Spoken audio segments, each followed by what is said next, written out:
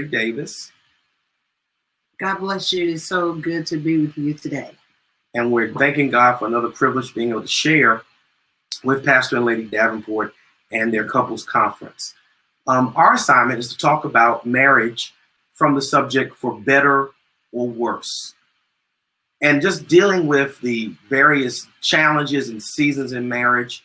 We're blessed that just recently, literally last month, we celebrated 30 years of marriage. And so we have seen a lot of seasons. We have seen multiple seasons in multiple settings. And we just want to share a little bit of wisdom relative to how you manage the various seasons of the relationship that is called marriage.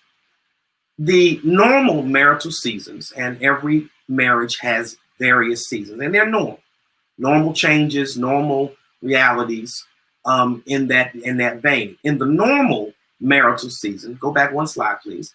You have the honeymoon period.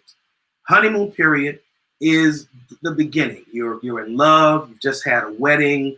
You're enjoying each other emotionally, physically. You're learning each other sexually, and it's exciting. But after the honeymoon, you begin starting real life.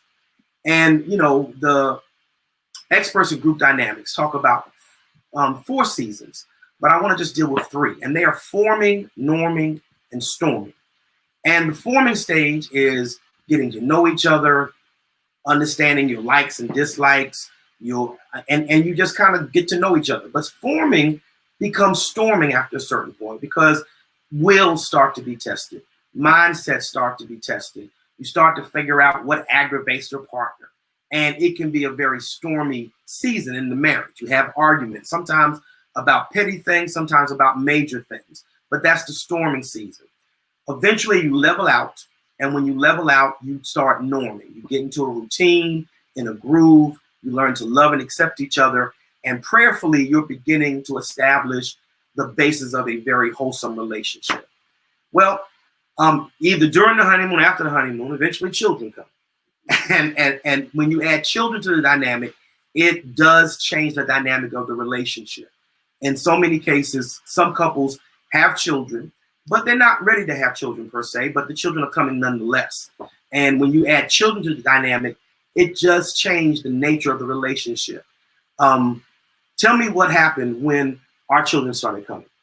Well, when the children start coming, your world began to change because the person that was the main focus at that time is no longer the main focus alone. You're now having to share your time and attention with your children as well as your spouse and still for yourself.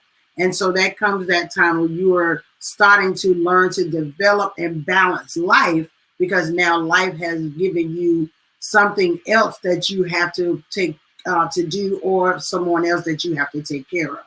And there's a shift, and a lot of people aren't ready for the shift. When our son was born, Reggie, we were maybe married a year and a half or so when he was born. And honestly, I got jealous of my son because he was taking the time, the energy, the effort, the emotion that I was receiving because we were very affectionate. We were having fun with each other. We were enjoying the relationship. And then this little boy comes in.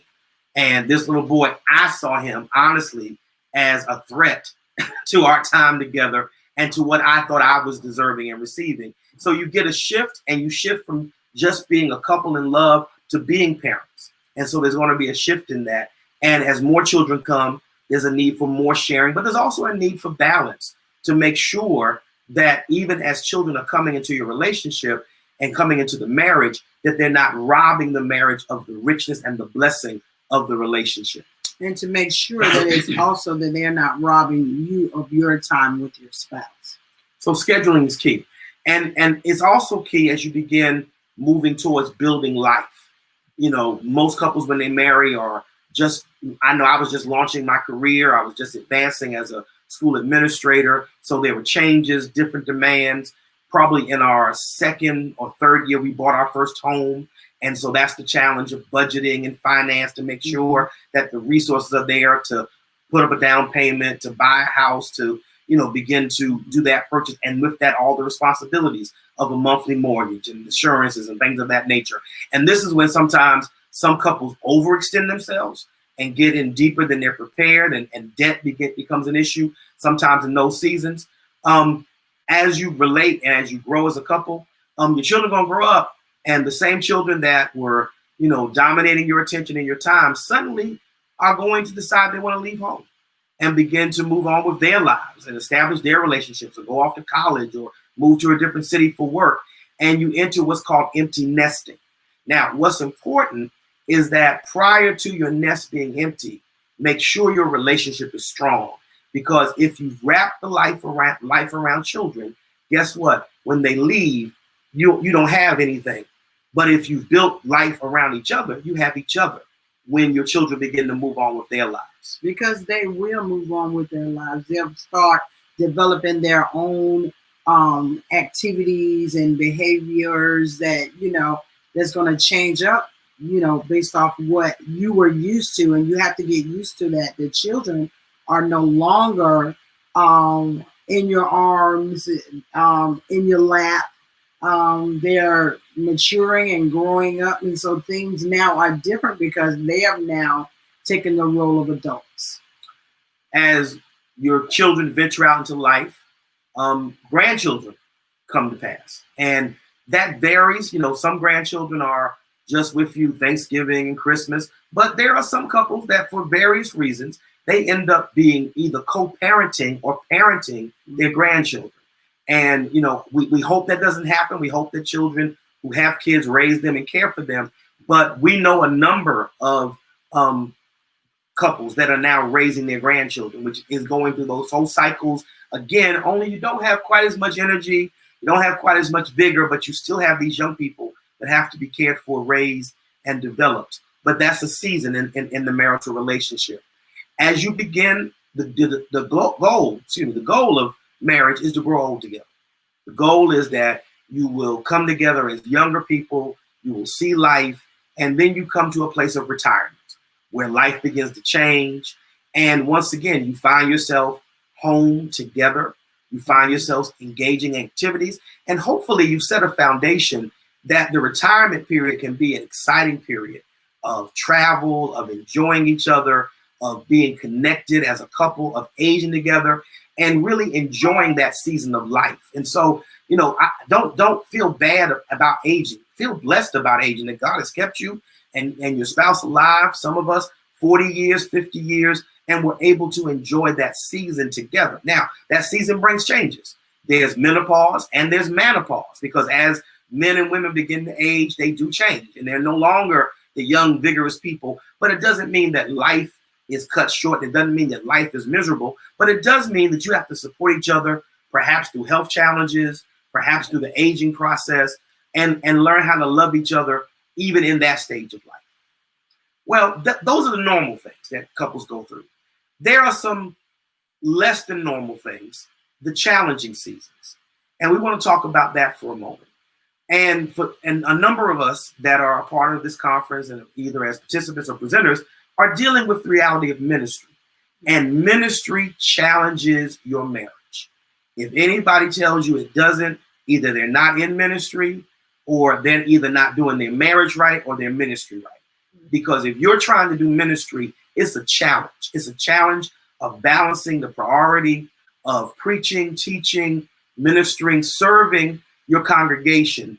And, I made the mistake of thinking that as the church grew, it would get easier. Well, it didn't get easier. It got more challenging because you had more people to attend to. You had more challenges, and you had more demands on your time.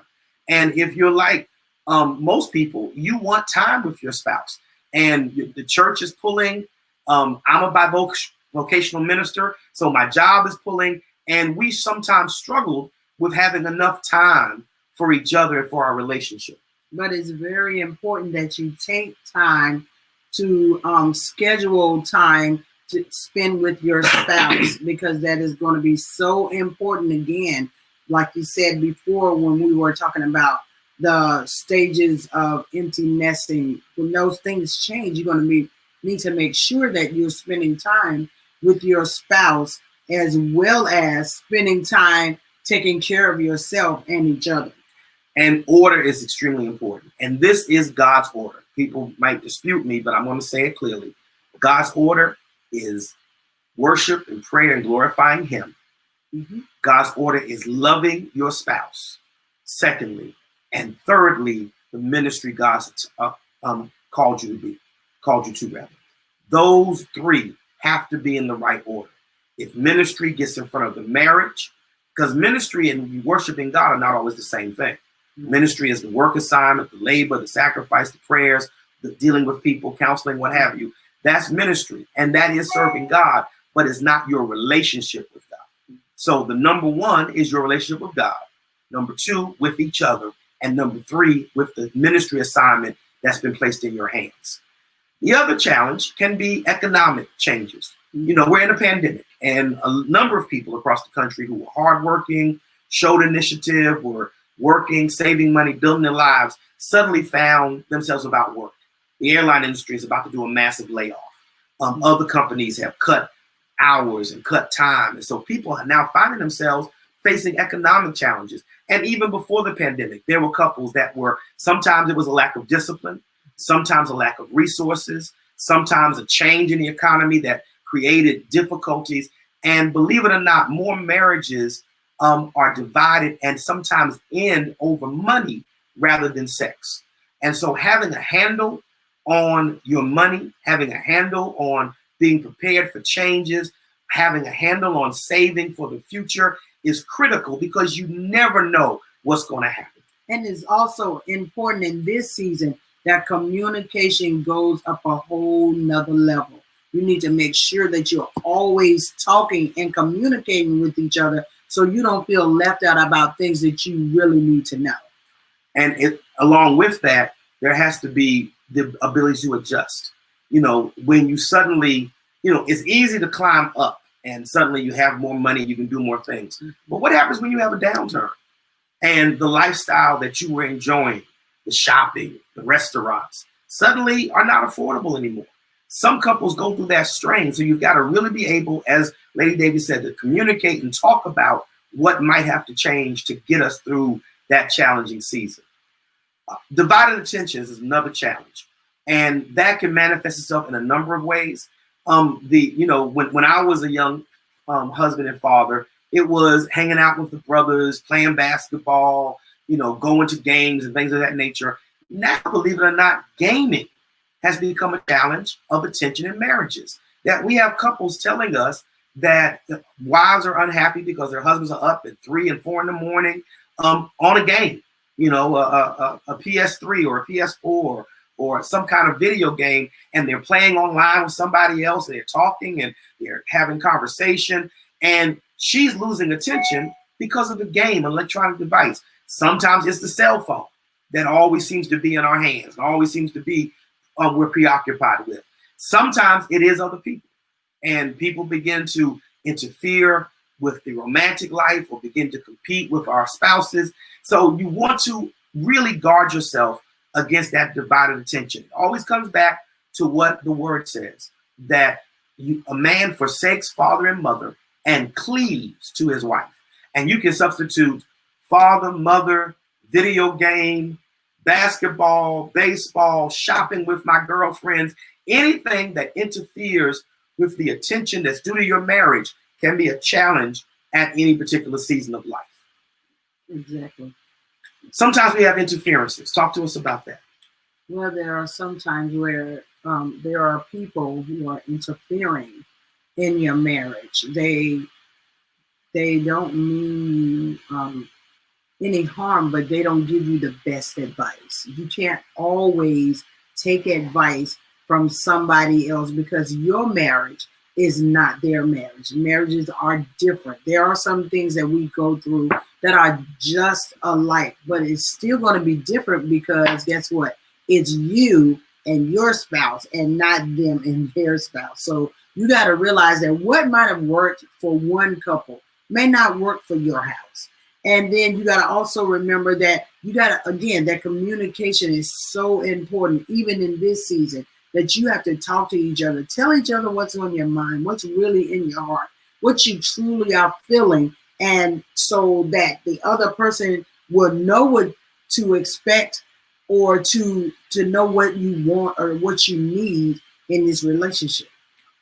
You know, along with that is the mindset that you have to protect yourself, because everybody doesn't mean right by your relationship. And I would say this just respectfully, I admire the intellect and the wisdom of single people. But somebody who's never lived with a woman or never lived with a man can't give you sound advice. They can give you what they think. They can give you what they may have seen with their parents or other people, but they really can't give you the down and dirty about living with a person. So you have to really avoid that. You also have to avoid people who are bitter about their marriage, because if they're bitter about their marriage, they're going to transfer that bitterness to you. You've got to, you know, when I counsel couples, I always ask them, you know, about the nature of their parents. Well, are their parents married? Are their parents happily married? Did their parents get divorced? Because that has an impact on the level of interference that might take place in the relationship. We talked about the earlier seasons a moment ago, and midlife crisis is real. It attacks women and it attacks men, because most of us, when we got married, we were young, we were thin, we had all of our hair, you know, we had all of our teeth, you know, we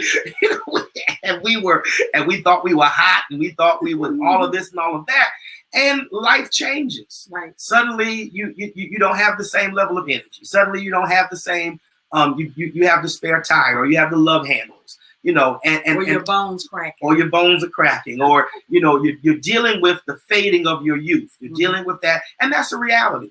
And what's important is that as each of us, and we're in midlife right now. We got married when we were in our early 20s, and we're now in midlife. And what's important is that you reassure each other that you're there for each other, that you find each other exciting and attractive, that you try new things together, that you explore. You know, we have one couple that's, you know, kind of in that middle-aged category, and they went kayaking together and just enjoyed the mountains and enjoyed and they're a little bit older than us, but they enjoyed the mountains, they enjoyed the scenery, they enjoyed each other. And just doing things like that at that season helps get each other through. Also, you have to reassure one another that we're still in love, that we're still together, that I'm not looking for somebody that's better or younger or whatever. I love what I have, and what I have is all that I need.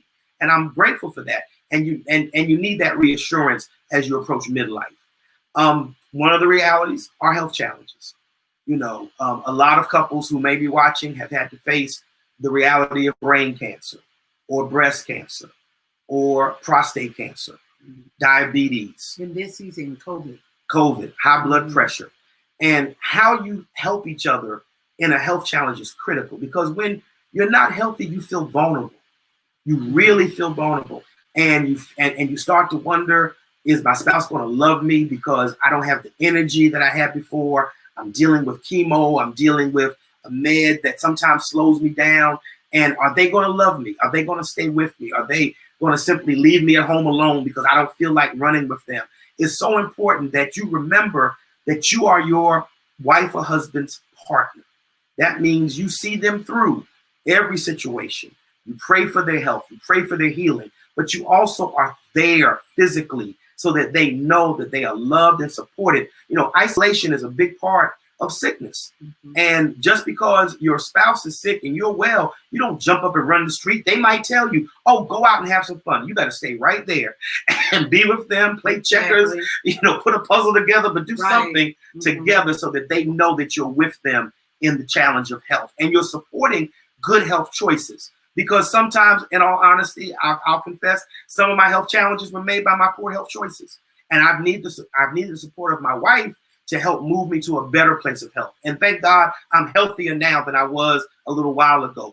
But I got there because of her help, her support, her nudging, you know, her saying, Reg, you know, you shouldn't have that, you shouldn't eat that. You know, you need that so that some things are treatable if we make some different choices. We now eat a little bit healthier because, you know, we have the ability to do so, and it's important for our health. Life brings inevitably the passing of parents, the passing of siblings, and sadly, the passing of children, or the sickness of children.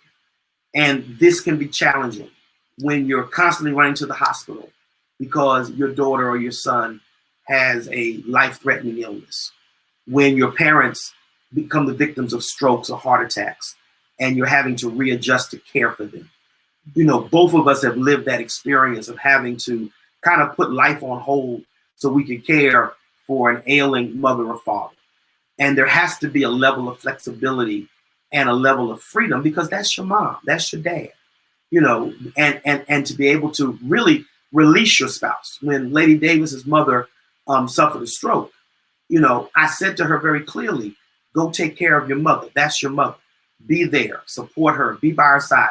I took the kids. I was cooking dinner. I was doing the evening life so she could leave her job and go straight to her mother's bedside. And when my mother became ill, she told me the exact same thing. So we were there and we supported each other as best we could in the caring of our parents, and even our grandparents for that matter. Mm-hmm. You know, we were truly one time the sandwich generation, that we were right between our parents and grandparents and our children. And being able to care for somebody and be supported by your spouse makes a tremendous difference.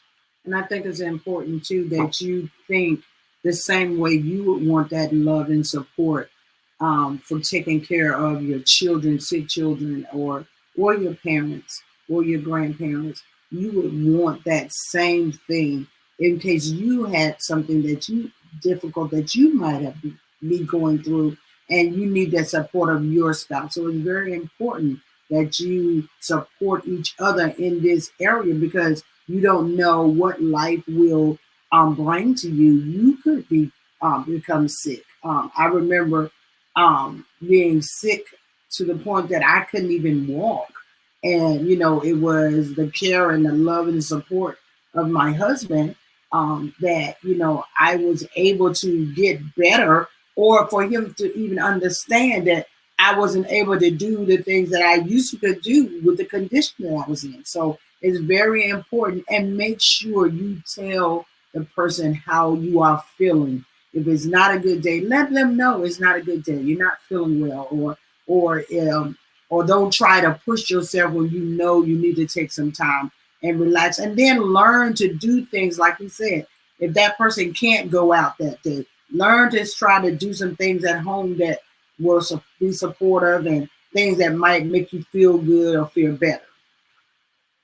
One of the realities is that people die. And we've both, sadly, seen the passing of all of our grandparents, and but one. And so she's lost her mom and dad. I've lost my mother. And the only parent we have between us right now is my dad. And grieving is real. And please understand that when or if your spouse loses their mother or father, they're going to grieve. And there is no expiration date on grief. It's not like, okay, the funeral's over, you ought to be over it now, move on. There's going to be some sad days. There's going to be, and it might be triggered at holidays. It might be triggered at your parents' birthdays. And you've got to be aware of that so that you can give the right level of support to your spouse, because they need the power of your presence. Mm-hmm. They need you there, if not so much with words, but just to hold them and to reassure them that despite the fact that someone has left them physically, that they are still loved and supported by you through that process. And just give the power of your presence. Be there for them in those difficult seasons. When children die, it is completely the highest level of stress in a relationship, because we expect our children to bury us, not to bury our children. And sadly, many couples end up in divorce because they just can't collectively manage their grief. I would advise you, no matter who you lose, if it's somebody intimately close to you, that you might want to seek grief counseling. And, you know, you talk to your pastor, talk to your first lady, but you might need to see a professional counselor to help you manage the grief, because these passages really cut us more deeply than we realize sometimes. Well, we've talked about normal seasons. We talked about challenging seasons. Let's talk about some possible outcomes, how things can play out. When you hit a negative downturn, one or both of you can run. And that happens a lot. That people just run. I can't take it. I can't deal with it. And I'm just moving on. Or sometimes one or both stay in the marriage, but they ignore the realities. And somebody's very sad. Somebody's very upset. Somebody's very angry. and the other person's just kind of going on with life, you know, you got to check on each other. You've got to check on each other, and you've got to, and hopefully if you spend time together, you know, I know when my wife is distressed, even if she doesn't say it. It's in her face, it's in her body language, it's in even how she responds to phone calls or text messages, because we know each other like that. And now sometimes she's not ready to talk, and you can't make your wife or your husband talk when they're not ready to talk, but you can be there so that when they come to a point where they really are able to share, they can share it with you, and you can together work through the nuances and work through the challenges. You can stay and fight each other. And a lot of couples, because they're under stress, because they're in a difficult season, they turn on each other. You know, one lesson we learned very early in our marriage is that we were not each other's enemies. We loved each other. We got married because we loved each other. The problem is the enemy, and you got to fight the problem, which is the next one. You can both stay and face the challenge. Face it, deal with it, get counseling, get support, work out a strategy, work a plan, but figure out how are we going to get out of this debt? Figure out how we're going to buy our next home. Figure out how we're going to juggle having to work 2 jobs and raise our kids at the same time. How do we handle being assigned to a new church to pastor? How do we handle a new job that the hours are now more than they were before, and so no, you're not at home like you used to? Those are things that you have to deal with. How do we handle my mother got sick, my father got sick? You've got to stay and deal with the challenge so that at the end of the day, both of you can grow. Well, there's some survival skills that we want to talk about, and we're just about done, of how to work your way through these seasons. We talked about this a moment ago, leaving and cleaving. Your marriage after God is your most important relationship. It comes ahead of your siblings. It comes in front of your parents. It comes in front of your best friends. It comes in front of the church. You have to leave those other attachments and cleave to your wife. Cleave to your wife. Be able to say, tonight we're not going to service. And I'm not telling you not to be faithful to your church, but sometimes your spouse needs you at home. And be able to make that decision. Be able to take a vacation and not worry about the job. Be able to get a babysitter so you're not always with your kids underfoot and you continue to build your marriage. Leave and cleave. All right. Lady Davis talked a moment about communication. Share with us for a second. Communication is so important. And I remember when we first got married, I think we were both talking, but I don't think we were both listening. And it's very important that when the other person is talking, that you're not thinking of a counter attack, but it's important that you really listen to what that person is really trying to say to you or needs you to know. And it's not always that you have to fix it.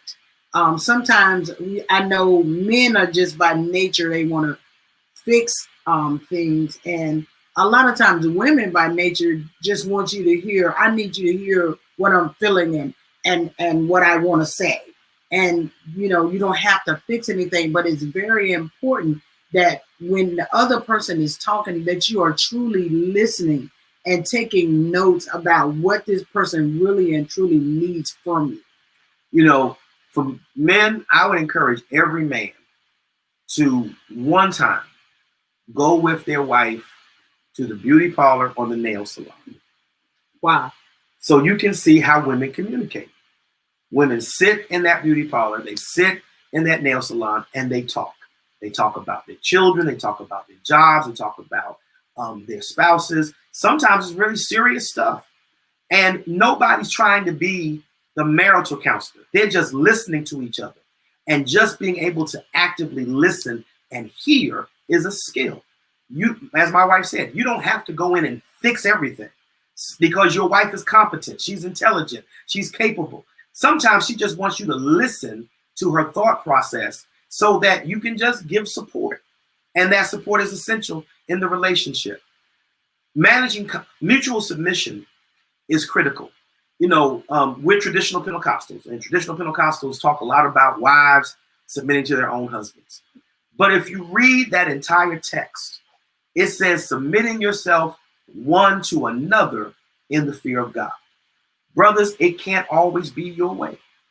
It can't always be what you want or what you see. And by the same token, sisters, it can't always be your way. Amen. Sometimes you have to bend just because you know it will please your wife. That's it. You don't have to have a earth-shattering reason. Just because you know it's going to make my wife smile if I do thus and so. Make her smile. It's going to make my husband happy if I fix his favorite dinner. Fix the dinner. You know, but learn how to submit to each other. Learn how to balance each other. Learn how to work together, because it can't ever be. Marriage is not a dictatorship. Marriage is not a manipulative relationship. Or just about me. Marriage is not just about you. If you want to be about you, you should never have gotten married. Yeah. Because you got married to love and care for somebody else. And that means submitting to their needs, submitting to their desires, and even sometimes when it's appropriate, submitting to their whims. They're just becauses. Along with that, we've talked about managing conflict. And it's extremely important that we learn how to disagree without being disagreeable. Because we're two different people, even though we've been together 30 years, we sometimes still butt heads about X, Y, or Z. But being able to do so pleasantly, kindly, and also seeing each other's perspective is critical. And you also got to see each other's strength. You got to know if that's something that you are truly just not good at. You got to be, you know, take your little pride down and just say, I'm not good at that. I need you to do that part. I'm not really good at writing and typing and all that. I mean, I can do it, but I'm not the professional. He's a professional. So I know I'm not good at that. So when I need it done, I ask him to do it. My wife is a country girl. She was raised in the South on a farm. I was raised in New York and a little town called Henderson, which was an urban city kind of area in the city. She was in the country, I was in the city. So she loves the lawn work. She loves the yard. She loves trimming the trees. You know, my favorite ground, my favorite coverage is asphalt. I'm like, pave it all. You know, pave it all. You know, but so we share responsibilities. And believe it or not, for Mother's Day, my wife wanted a riding lawnmower. And guess what I bought? A riding lawnmower. She puts on her little big hat and gets her glass of water, and she's out there cutting the grass and trimming the trees. I do blow the leaves because I can start the leaf blower, you know, and I blow the dead grass. But it is managing stuff like that. It's managing through that. And that means sometimes it may not be the traditional norm, but you still manage it. Intimacy is a survival skill. And so many couples, when they're under stress, when they're in a crisis, they shut down not just the sex, but the intimacy, the closeness, the touching. People gravitate to their own shells. You have to sometimes push yourself to be intimate with your partner, not necessarily because you're scared they're going to cheat on you, but because that intimacy sometimes breaks the ice. Sometimes it brings relief. Sometimes it creates the opportunity to talk and to share. Sometimes it creates the opportunity just to, you know, get things off your chest, you know, figuratively. You know, we've had, and I'm sure some of you've had some of your best discussions after you've been intimate with each other, because you have a chance to hold and to listen and to touch and to be able to be there for the other person. And so I challenge everybody, don't let that part, no matter what season of life you're in, do not let your intimacy die. Right. All right. Do what you have to do to rekindle it. Do what you have to do to keep it alive. Be creative. You know, engage each other. What do you need? What do you want from me? And then act on it. Do it. All right. You know, and be able to be there for each other in that intimate fashion. You want to be able to care without crushing your partner. Be there, but don't crush them. You want to support them without smothering them. And these are some survival skills that will help you in the seasons. We're just about finished. Let me just share a few pieces of wisdom with you, and then Lady Davis and I will be done, and I guess they'll wait to take questions or whatever. First of all, do not compare your life with a single person. You are not single. This is a strong piece of wisdom. Do not compare your life with the life of a single person. Do not compare your life with your parents. You said this a moment ago. Mm-hmm.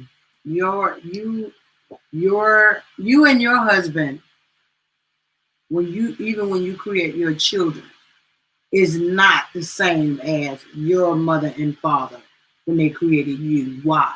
Is it because your parents are different are made from a different stock than you and your spouse? So y'all could raise your children totally different, but still have great values. So it's important.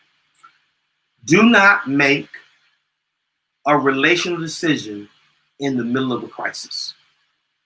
You need to get through the crisis. You need to get through the crisis. If it's a financial crisis or an emotional crisis or a crisis with your children, don't make decisions about your marriage in that season. A, because your stress is speaking to you. B, because that's not just the best time to think. You need to focus on the crisis, focus on the struggle, and deal with that struggle in a sound way.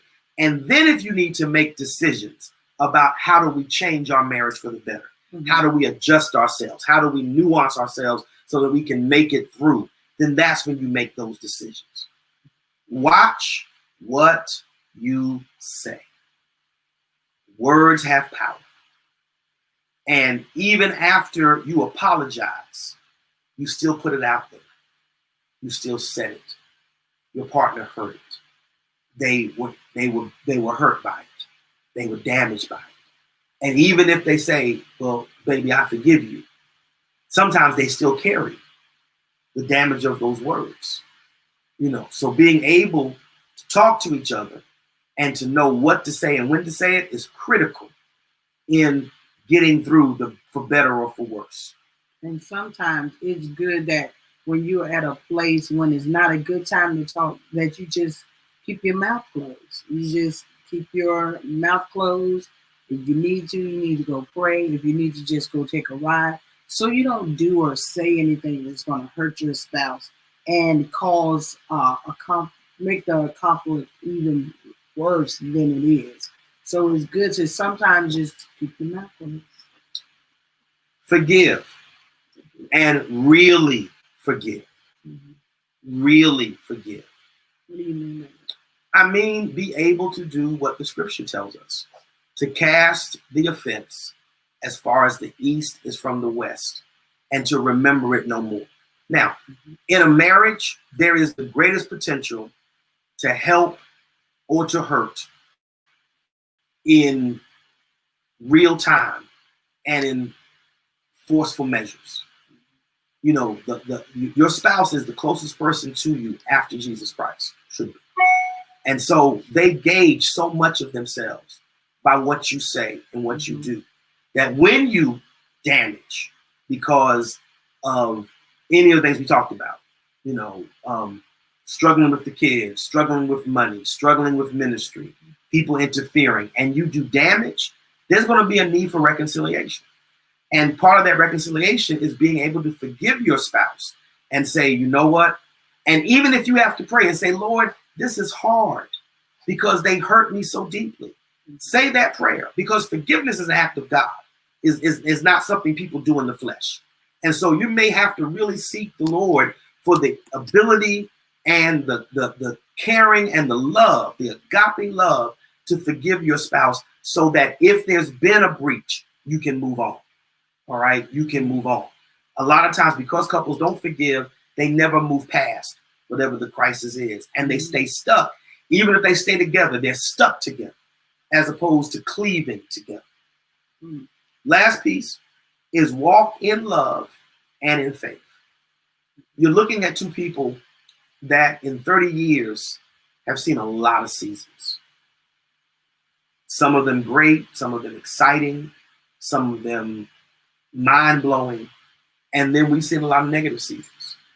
We've been through some things that had the potential of ripping us apart. We've encountered people that tried to tear us apart. We sometimes did damage to the relationship and ourselves. But the one thing that after 30 years that we can say is our mutual faith in God carried us. Mhm. There were times when I was completely broken, and the only thing that kept me saved and sane and at home was the love and prayers of my wife. And we went through some scenarios where each one of us had to step up differently because life had suddenly and dramatically changed. And being able to do that makes such a powerful difference because your marriage was ordained of God. Your marriage was created by God. And God honors marriage when we do it in love to Him and to our spouse and in faith in Him because He's really in the marriage with you. He wants to see your marriage succeed and prosper. And God is trying to help you get through. And so we're praying that everyone that is shared with us this afternoon is able to embrace and understand that you can survive, and not only survive, but succeed in your marriage, for better or for worse. You can make it work. You can make it work. God bless you. Thank you for sharing with us. God bless you.